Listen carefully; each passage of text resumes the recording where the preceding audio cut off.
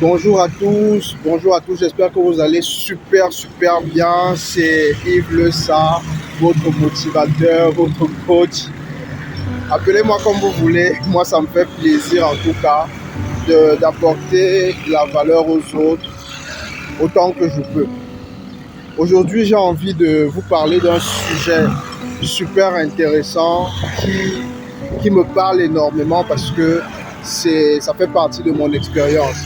Je ne sais pas si vous êtes déjà arrivé de vous rendre compte que vous stagnez dans un projet, vous n'arrivez pas à atteindre vos objectifs malgré tous les moyens que vous mettez en jeu et vous vous dites j'ai sûrement besoin de plus de ressources, j'ai sûrement besoin de plus de moyens pour pouvoir atteindre cet objectif. Parfois, ça peut être vrai, mais la plupart du temps, vous n'avez pas réellement besoin de plus de ressources ou de plus de moyens. Ce dont vous avez besoin, c'est généralement d'être plus efficace et plus efficient dans l'utilisation des ressources et des moyens que vous avez déjà. Ça me fait penser à une période où je souhaitais faire des certifications en management. Et à cette période-là, je travaillais encore en entreprise et je me disais à chaque fois, j'ai besoin de plus de temps.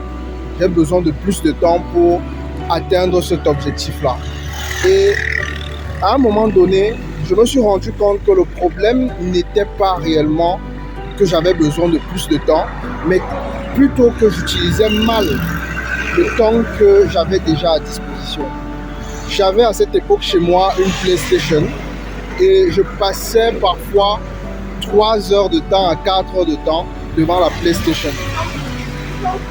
Et une fois que j'ai pu corriger ça, que j'ai vendu cette PlayStation parce que ça me consommait énormément de temps, je me suis rendu compte qu'en réalité, la clé en fait, c'était de mieux utiliser mon temps. Et c'est la plupart du temps ce qu'il faut faire lorsque on a l'impression que les moyens qu'on a mis en jeu ne nous permettent pas d'avancer vers nos objectifs. Il faut prendre du recul et se dire, est-ce que les ressources que j'ai actuellement, je les utilise efficacement? C'est d'ailleurs une méthode que les Japonais, plus principalement l'entreprise Toyota, a mis sur pied pour pouvoir devenir l'entreprise qu'elle est aujourd'hui, la méthode Lean.